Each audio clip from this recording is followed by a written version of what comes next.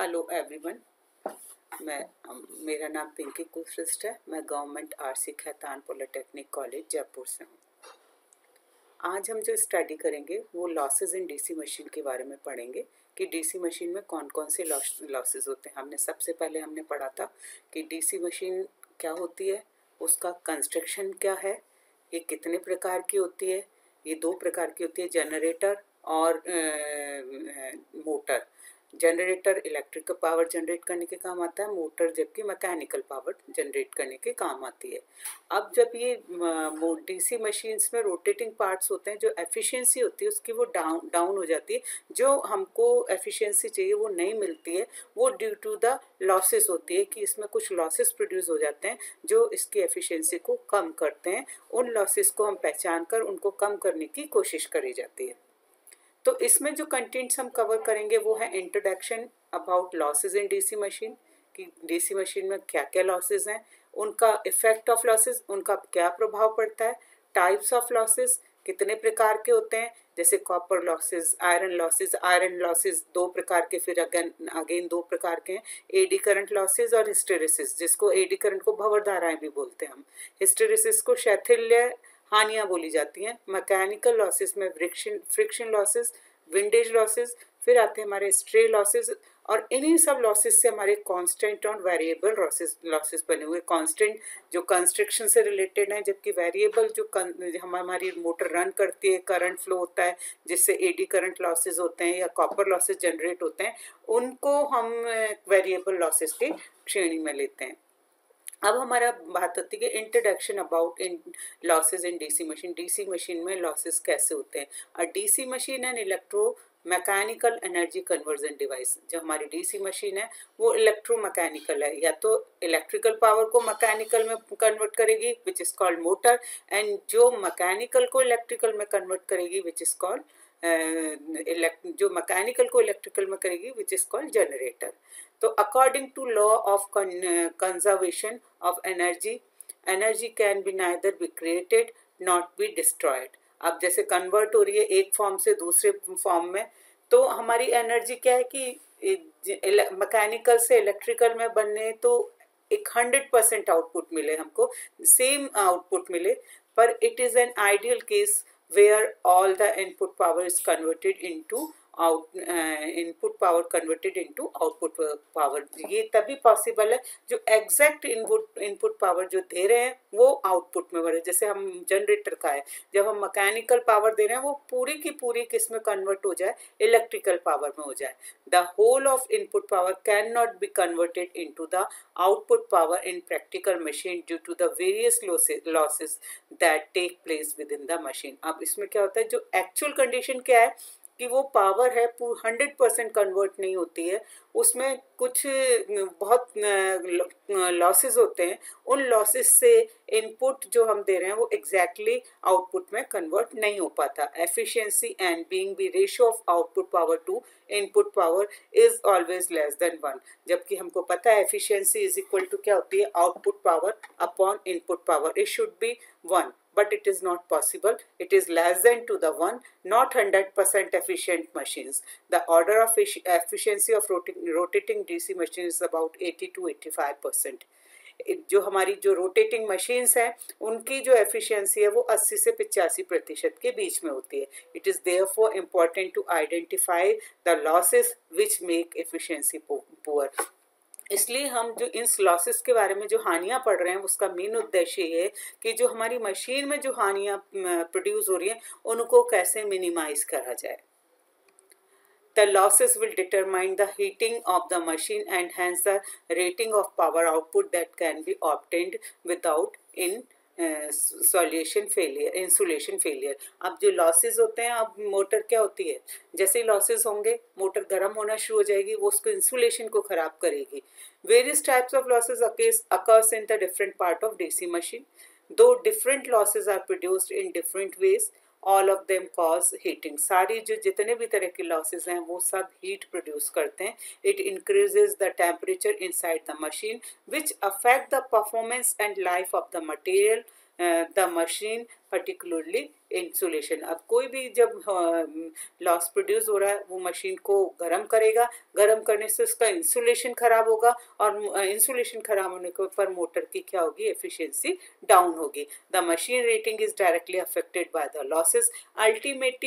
Ultimately losses are waste of energy. जो हमारा energy जो हमें 100% पूरी नहीं मिल पाती इनपुट और आउटपुट के बीच में, वो उसमें क्या है, लॉसेज होते हैं जो एनर्जी को वेस्ट कर देते हैं।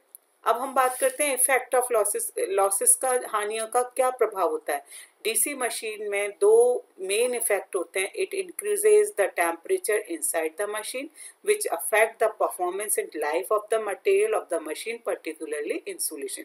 मैं पहले भी बता चुकी हूँ कि टेम्परेचर जब बढ़े, लॉसेस होंगे तो वो मशीन का टेम्परेचर बढ़ाएंगे और टेम्परेचर बढ़ाने पर क्या होगा, मशीन का मटेरियल मतलब पर्टिकुलरली जो उसका इंसुलेशन है उसको डैमेज करते। The machine rating is directly affected by the losses.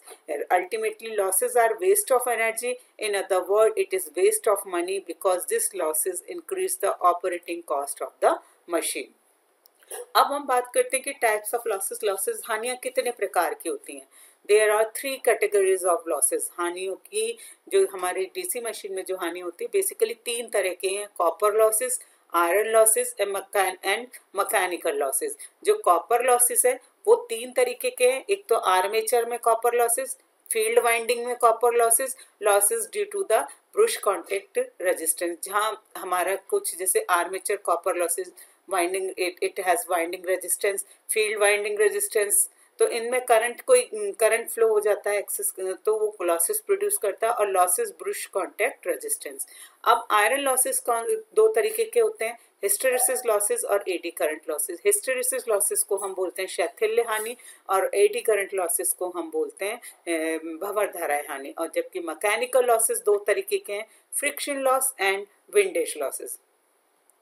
अब ये लॉसेस का मैंने एक ही डायग्राम बताया है जिसमें कि हम जैसे उसका मैकेनिकल जनरेटर का ले रहे हैं, उसका मोटर का हम डायग्राम ले रहे हैं कि हमने इनपुट दिया, इलेक्ट्रिकल इनपुट दिया है हमने VIL, उसमें से कुछ लॉसेस के थ्रू कॉपर लॉसेस निकल गए, फिर स्ट्रे लॉसेस निकल गए जिनमें आयरन लॉसेस और मैकेनिकल लॉसेस हो गए।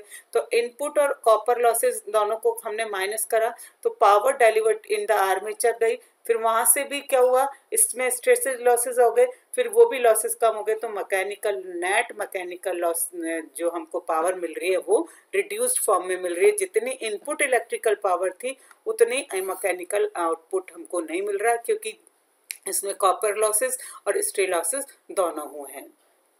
अब हम बात करते हैं कॉपर लॉसेस। कॉपर लॉसेस 3 जगह होते हैं, एक तो armature copper losses, field copper losses और brush contact losses. These losses occurs in armature and field copper winding. Copper losses consist of armature copper loss, field copper loss and losses due to the brush contact resistance. Armature losses होते हैं IA square RA, where IA is the armature current and RA is the armature resistance. This loss contributes about 30 to 40% of full load losses. The armature copper losses is variable and depend upon the amount of loading of the machine. जो loading के हिसाब से इसमें current flow होगा, current very करेगा और उसी हिसाब से आर्मेचर लॉसेस क्या होंगे, वेरी करेंगे। ये वेरिएबल लॉसेस कहलाते हैं। फील्ड कॉपर लॉसेस में IF square RF, IF is a field current and RF is a field resistance. This is also 20 to 30% of full load. इसमें भी IF जो फील्ड करंट पर इसका हमारा डिपेंड करेगा कि कितना करंट फ्लो हो रहा है, उस प्रकार से ये लॉसेस होंगे। It is also called variable losses. Brush contact resistance also contribute the copper losses. Generally this loss is included into the armature copper losses. अब हम बात करते हैं आयरन लॉसेस। आयरन लॉसेस को कोर लॉस भी बोलते हैं। कोर लॉस जिससे ये बना हुआ होता है, ये 2 तरीके के होते हैं armature loss, iron losses, eddy current losses और hysteresis losses. As the armature core is made of iron and rotates in a magnetic field, a small current gets induced in the core itself too. Due to this current, AD current loss and hysteresis loss. Iron losses are also called core losses, इनको हम core losses भी कहते हैं कि core जो बनी हुई होती है मोटर की या मशीन की वो आयरन से बनी हुई होती है, उसमें खुद का कुछ करंट फ्लो होना शुरू कर देता है, तो उसको वो करंट क्या होता है इसमें एक लोकल पाथ बनाकर लॉसेस प्रोड्यूस करना शुरू कर देता है, जो कि इनडायरेक्टली हमारी मशीन पर क्या करता है, एफिशिएंसी को डाउन करता है। अब eddy current losses due to the presence of circulating current in the core material. भंवर धाराएं हानि क्या होती हैं, भंवर धारा जो सर्किट अपना लोकल करंट फ्लो करना शुरू, लोकल पाथ बना लेता है करंट, और उसमें से करंट फ्लो होने लगेगा, तो ये क्या होगा कि एक लॉस प्रोड्यूस करेगा, मशीन को गर्म करेगा। The armature core cuts the magnetic flux during its rotation, and EMF is induced in the body of the core according to the law of electromagnetic induction. This EMF is very small, but it set up the large current in the body of the core. This EMF causes circulating current IC in the core, wasted I square RC and produce heat. ये heat produce करेगा। AD current को हम KE into BM square plus F square into T square से लेते हैं। KE जो होता है AD करंट कांस्टेंट है, T is a thickness of the core है, BM is a flux density of the magnetic material. AD current laws depend upon the flux density, frequency of the alternation flux, the thickness of lamination used, and volume of the core material. These current, each lamination is considerably lesser than that in solid core, because the resistance of lamination is much higher due to the reason stated above. Resistance is inversely proportional to the cross-sectional area. The sum of individual current or lamination is also much lesser than the produced in the solid iron core. अब eddy current losses को, जो इसका last का जो 2-3 point है उनका मतलब ये है कि एडी करंट को कम करने के लिए हमको कोर को लैमिनेटेड फॉर्म में बनाया जाता है। लैमिनेट कर कर उसको वार्निश में डिप कर दिया जाता है और उनके बीच में एक इंसुलेटेड मटेरियल लगाकर उसको कोर हाई प्रेशर से जोड़ देते हैं, जिससे क्या होगा कि एक सॉलिड फॉर्म में जितना करंट फ्लो होगा, जितना आयरन लॉसेस होंगे, वो एक हमारी उसमें लैमिनेटेड कोर में कम लॉसेस होते हैं। तो eddy current reduced by the lamination of the core. Eddy current को कम करने के लिए कोर को लैमिनेटेड बनाया जाता है।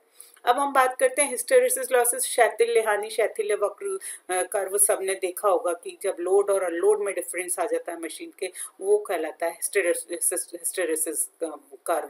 The armature core is made up of the magnetic material and is subjected to variation in the magnetic flux.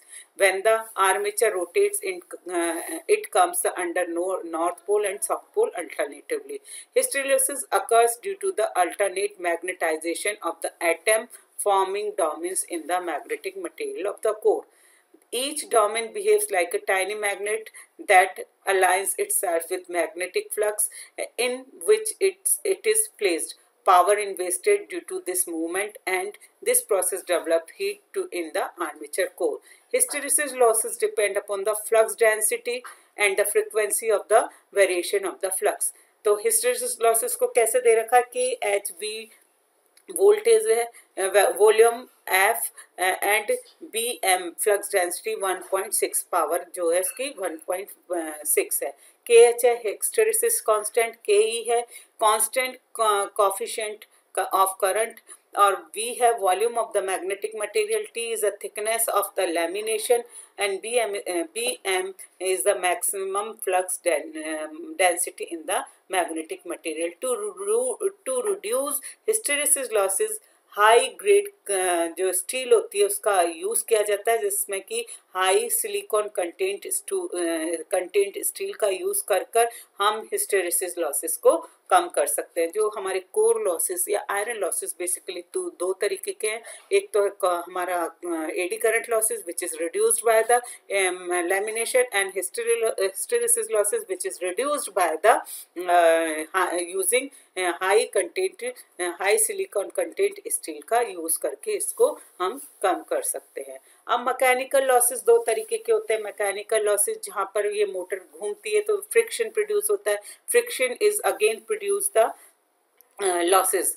The mechanical losses in a DC machine are the losses associated with the mechanical effect. mechanical losses occurs at the bearing and shaft and air friction windage losses. ये जहाँ पर भी rotating part है वहाँ पर friction and windage losses produce होंगे due to the rotation of the armature. There are two types of mechanical losses. First one is friction losses and second one is windage. Windage losses is also called air friction, और ये friction जहाँ movable part होता है वहाँ पर ये produce किए जाते हैं होते हैं. Windage losses, friction losses kept place due to the rotation of the armature. These losses are bearing friction loss, brush friction loss and windage friction loss. Windage friction loss take place due to the rotation of the armature in the air. जब आर्मेचर हमारा air में घूमेगा तब windage friction losses produce होंगे. Windage friction losses is proportional to the cube of the speed. जितना हमारी उसकी स्पीड होगी, स्पीड का ये क्यूब होता है, एंड क्यूब विंडेज लॉसेस होते हैं हमारे. अब friction losses, brush friction loss and bearing friction loss are proportional to the speed. This losses is 20 to 30% of full load losses. For practically constant speed operation, this loss too may be assumed to be constant. इनकी speed, जिस motor की speed constant होती है उसमें इसको हम constant मानते हैं. ये दो तरीके होते हैं, बेयरिंग फ्रिक्शन लॉसेस, ये बेयरिंग में प्रोड्यूस होते हैं, और ये used on the viscosity of the lubricant.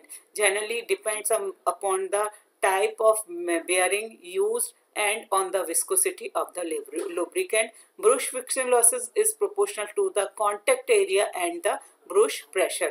It also depends upon the other factor like material of the brush and commutator, their polish condition and the temperature at the contact surface. अब stray losses के बारे में पढ़ेंगे. The magnetic and mechanical losses are also known as stray losses.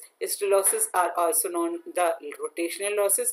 Stray losses occurs because of magnetic flux created in the stator is lost and never reacts with the rotor conductor and produce torque. By lengthening the core, stray losses are reduced. To accomplish all these reduction in losses, redesign were needed. Stray losses are losses that produce in the machine when they are loaded. These losses include additional core loss resulting from the armature reaction distortion, copper losses due to the short circuit produced in the coil segment, and brush during commutation. Copper loss due to the non-uniform distribution of current in the large sized armature conductors. अब constant और variable losses, अब दो तरीके के हमारे basically जो losses हैं उनको दो तरीके से माना गया कि कांस्टेंट और वेरिएबल. जो हमारे कंस्ट्रक्शन के साथ लॉसेस जो जुड़े हुए हैं वो कांस्टेंट हैं, और जो हमारे उसके रोटेशन के साथ मोटर जब स्टार्ट होती है, जब लॉसेस प्रोड्यूस उसके कारण जो प्रोड्यूस होते हैं वो वेरिएबल लॉसेस हैं. तो दोनों टोटल लॉस क्या हुआ, constant losses plus variable losses.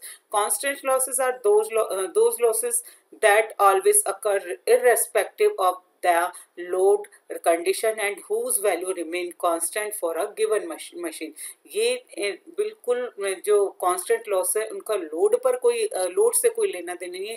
It is decided जब हमारी मोटर बन जाती है उसी समय जब जो कमियां रह जाती हैं उनको हम कांस्टेंट लॉसेस की श्रेणी में लेते हैं. Mechanical losses, core losses and shunt field copper losses are included as a constant losses. Variable losses are those losses which increase as the load on the machine is increased.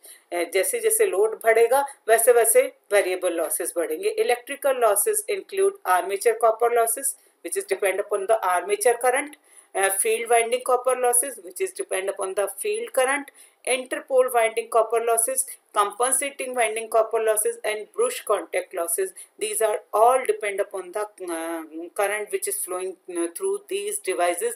तो इसलिए ये क्या variable है कि machine की condition पर depend करेगा कि कैसे करंट को फ्लो कर रही है, कितना क्या हो रहा है. तो ये लॉसेस वेरिएबल लॉसेस कहलाते हैं. तो दो तरीके के बेसिकली लॉसेस हैं, constant losses and variable losses. Total losses is constant losses and variable losses. Constant losses में सारे मैकेनिकल लॉसेस आ रहे हैं, कोर लॉसेस आ रहे हैं और शंट फील्ड कॉपर लॉसेस आ रहे हैं. जबकि वेरिएबल में सारे जो आर्मेचर कॉपर लॉसेस है, वाइंडिंग कॉपर लॉसेस है, ब्रश कॉपर लॉसेस है, वो सब वेरिएबल लॉसेस के अंदर आते हैं. Constant and variable still load losses do not have fixed value. They are somehow related to the armature current and speed. They are complicated to capture and are very small in value. They are mostly ignored. Brush loss is the brush drop loss in power loss across the contact potential at the brushes of the machine. It is given by the equation PBD is equal to VPD into IA, where VPD is a brush drop loss. Thank you.